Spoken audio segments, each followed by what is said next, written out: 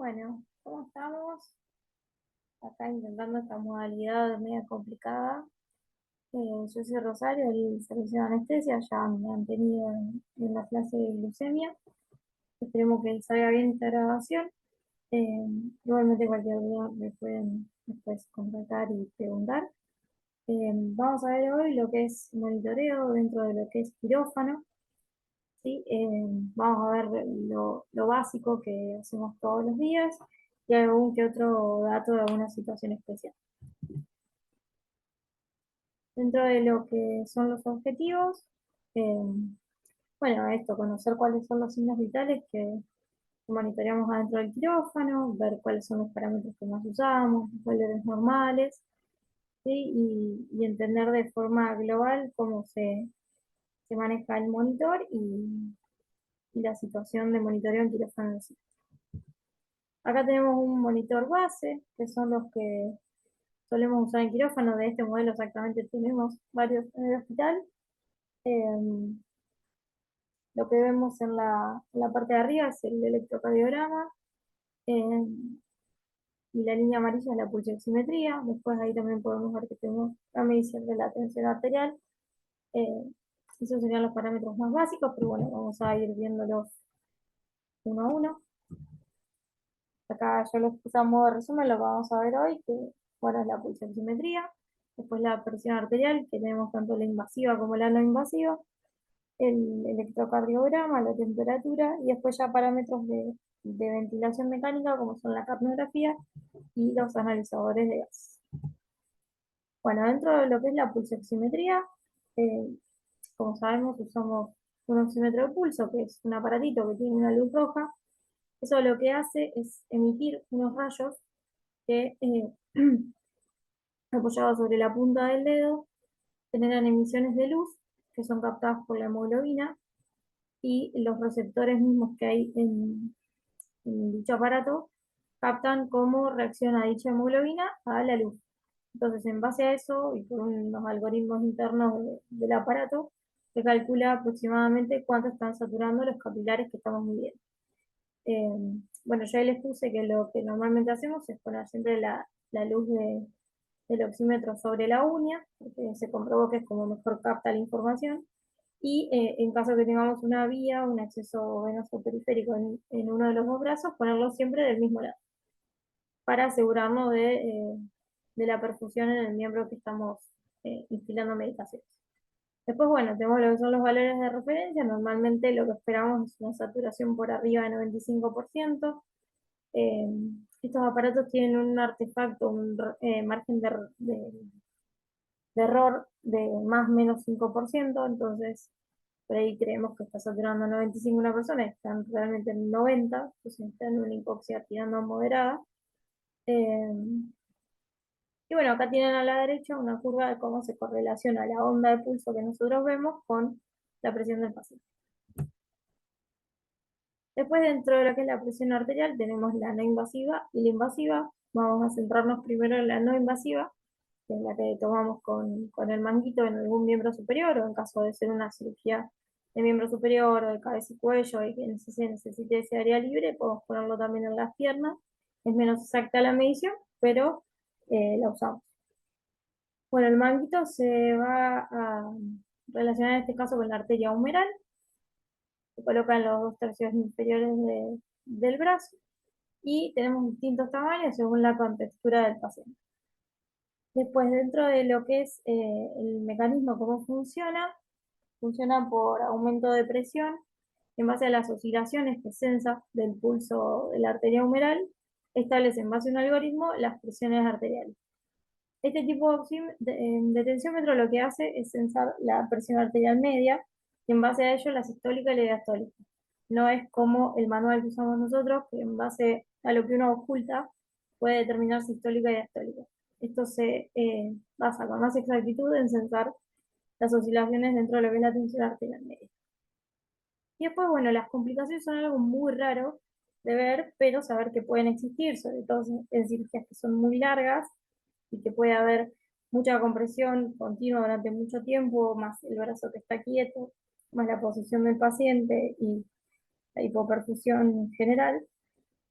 Y se pueden generar estas complicaciones, como un síndrome compartimental, una neuropatía, una insuficiencia arterial, una coagulopatía, pero sepan que son cosas que no pasan frecuentemente.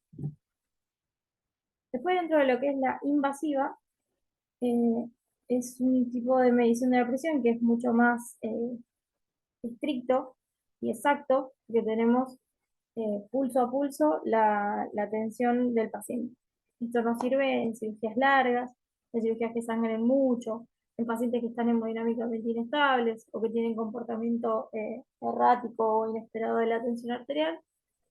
Y lo que vamos a hacer es, generalmente, el 99% de las veces usamos la arteria radial, porque casi siempre tenemos uno de los brazos abiertos, tenemos buen acceso, es relativamente fácil de colocar y está a la vista, que eso es importante. Dentro de lo que es la preparación, nosotros vamos a necesitar un introductor, que puede ser con SET o con Naucat, un traductor de señal, una bolsa presurizadora, que nosotros usamos solución fisiológica con heparina, y el monitor. Lo que es muy importante es que una vez que preparemos, que generalmente se ocupan ustedes de preparar la, todo lo que es el circuito, es fundamental purgar bien el traductor de señal, porque primero que va a asegurar que la medición sea exacta y además de que no tengamos ningún émbolo de aire que pueda ir a la circulación y que provoque cualquier tipo de complicación y pueda terminar hasta un traumaembolismo. Después, bueno, lo que es la posición de la mano es muy importante, como tienen abajo a la izquierda, nosotros ponemos la mano extendida forzadamente, fijada con una cinta, sin que sea muy extremo la fuerza como para perder el pulso, ¿sí? Pero ese tipo de movimiento de las manos nos expone la arteria radial para encontrarla más fácilmente. Acá yo les puse una descripción de cómo es el set que usamos nosotros. Usamos el introductor, que es la agujita amarilla, por ahí pasamos eh, una guía de metal, que es la que está ahí abajo, para asegurarnos de canalizar bien la arteria. Luego por esa misma guía pasamos el catéter, lo fijamos con puntos de sutura y nos aseguramos de que sea todo estéril, lo más prolijo posible y que el paciente pueda irse con el set puesto de ser necesario. Acá, bueno, yo les puse una curva de ejemplo, la que más usamos es la radial, y la femoral tiene una característica distinta por el pulso y la cantidad de flujo que tiene esa arteria. Después yo les puse, para que tengan una idea, que los pacientes jóvenes van a tener la curva clásica del libro, los pacientes ancianos generalmente tienen las arterias calcificadas, entonces la curva se va a estrechar y a ser más picuda, pero eso no significa que sea sí o sí patológico. Y después les puse, si quieren leer, algunas anomalías que está bueno conocer para el momento de monitoreo, de hacer un diagnóstico. Después, bueno, el electrocardiograma, sabemos que son electrodos que se colocan en el pecho y que sensan la actividad eléctrica del corazón, más precisamente la despolarización y repolarización de aurículas y ventrículos. Nosotros usamos generalmente 3 derivaciones, pero en pacientes cardiópatas con antecedentes o muy añosos solemos poner los 5. Tenemos los 2 izquierdos, los 2 derechos, y precordial usamos B5, que se pone a la altura de la quinta costilla en la línea axilar anterior. Y dentro de las derivaciones que configuramos en el monitor, siempre tenemos 2, y las que más usamos son de 2 y de 1.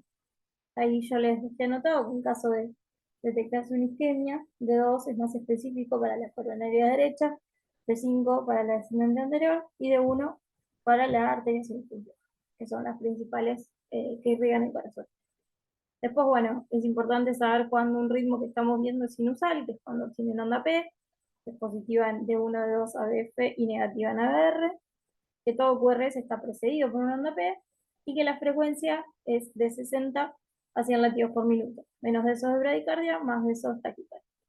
Y bueno, el electrón nos sirve para justamente eso, detectar arritmias, bradi o taquiarritmias, detectar isquemia y en caso de que el paciente tenga un marcapasos, también hacer un control del mismo.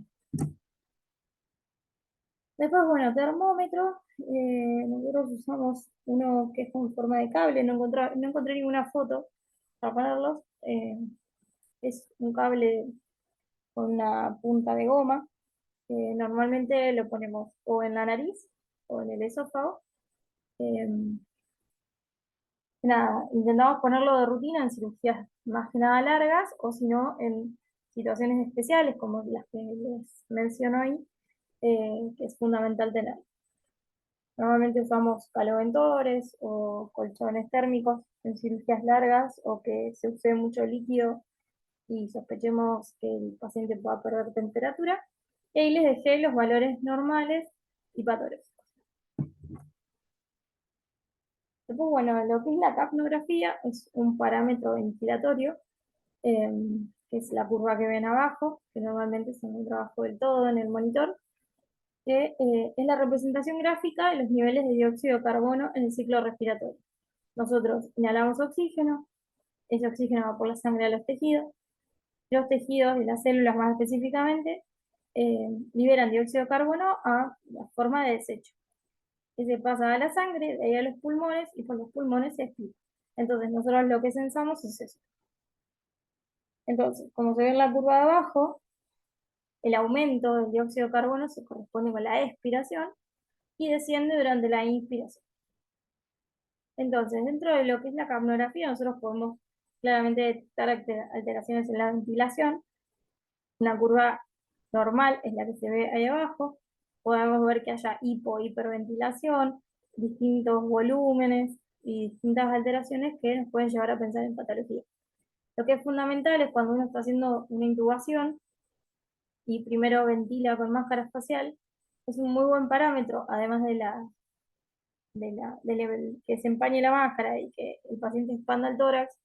Es muy importante ver en el monitor, tener capnografía, cosa que nos asegura que estamos ventilando correctamente al paciente. Que no solo le está entrando el oxígeno que nosotros le estamos mandando, sino que está eliminando dióxido de carbono.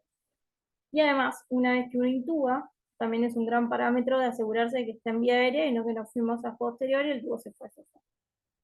Después ahí le dejé los valores normales, normalmente de 35 a 45 milímetros de mercurio estaríamos en lo esperado, ¿sí? Y por último vamos a pasar a lo que es analizador de gases y más específicamente la CAM. Eh, nosotros cuando ventilamos mecánicamente un paciente, tenemos siempre conectado un tubito como el que se ve arriba a la derecha, que tiene un analizador de gases y de capnografía. Todo eso la máquina lo sensa, entonces nosotros podemos establecer qué valores de oxígeno estamos enviando al paciente, qué valores inspira realmente, no se pierde en el espacio muerto, y qué valores elimina como dióxido de carbono. Todo esto nos ayuda a ver si los parámetros ventilatorios que estamos eligiendo son los adecuados para el paciente. Y después tenemos la CAM, que es para los gases inhalatorios que nosotros usamos para mantener dormidos a los pacientes, es la concentración mínima del anestésico que inmoviliza el 50% de los sujetos expuestos. Esto quiere decir que hay pacientes que van a poder estar dormidos con menos valor o con más valor, porque nos asegura que la mitad de los pacientes van a estar dormidos. Entonces es muy importante el monitoreo también visual, ver que el paciente no tosa, que esté en un buen plano, que no se hipertense, que no haga taquicardia, cosas de asegurarnos de que esté en un buen plano en específico. Y los valores que usamos normalmente son de 0,4 a 0,7 CAM. Van a ver que en distintas situaciones usamos más bajo o más alto. Por ejemplo, los pacientes pediátricos tienen un metabolismo muy acelerado, entonces necesitamos tener una CAM mayor a la usada normalmente. En pacientes añosos o con hepatopatías, todo lo contrario. Con muy poca concentración ya se duermen y se mantienen en plano, así que es una cuestión de ir titulando en base al paciente en particular que tenemos. Y bueno, eso ha sido más o menos un pantallazo de todos los monitores de rutina que usamos en la anestesia. Espero haber sido clara, no haber hablado muy rápido, no haberlas aburrido tampoco.